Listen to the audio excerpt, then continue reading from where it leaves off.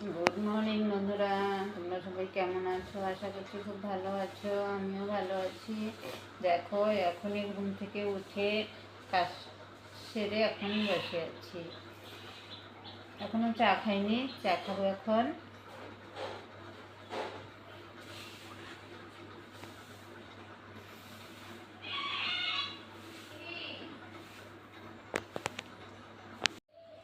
দেখো বন্ধুরা, আজকেও আমার ছেলে বাজারে গিয়ে লাউ শাক নিয়ে এসেছে। কালকে ডাঁটা শাক এনেছিল, আজকে আবার লাউ শাক এনেছে। মানে প্রতিদিন তো আর এক শাক ভালো লাগে না, তার জন্য মানে বদলে বদলে আনতে বলি। দেখো, আজকে লাউ শাক এনেছে, শাকগুলো ভালোই আছে। কয়টা লাউয়ের ডাঁটা ডালের মধ্যে দিয়েছি, আর এগুলো শাক বানিয়ে নেব। আজকে 2 আটি এনেছে। দেখো, 1 আটি থেকে ডালের মধ্যে দিলাম। মোটা মোটা ডাঁটাগুলো ছিল না, ওগুলো ডালের মধ্যে দিয়েছি, ভালো লাগবে।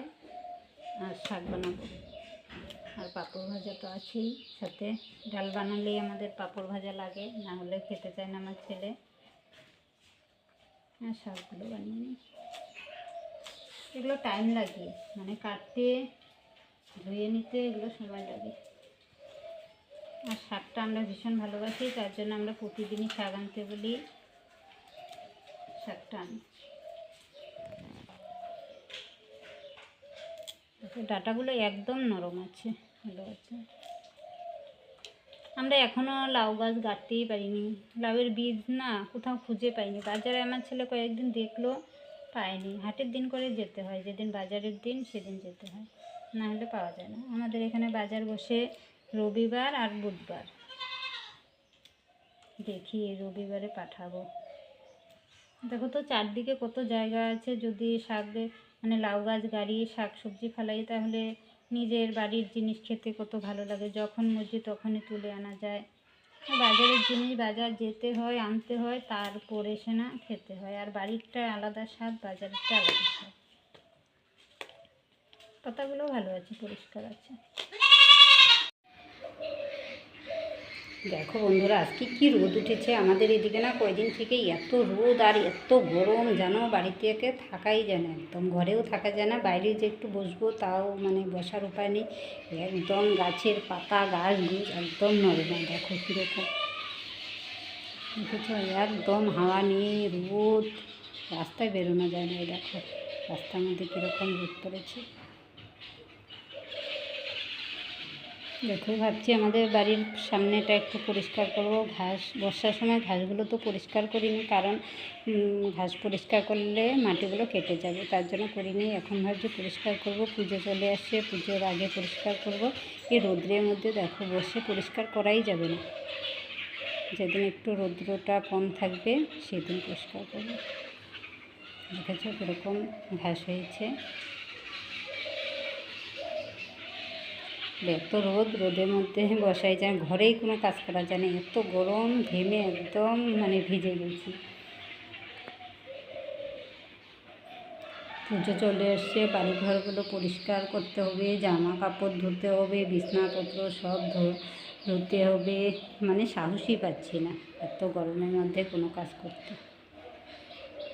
এই দেখো আমাদের মানে বেগুনের বীজগুলো এখানে ফেলেছিলাম, তখন তো তোমাদের দেখিয়েছিলাম।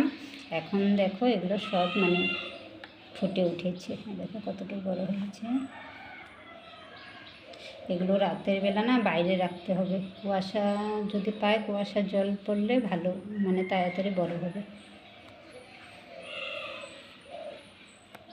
এখন এগুলো ভেতরে থাকে না, তার জন্য ঠিকভাবে বড় হচ্ছে না।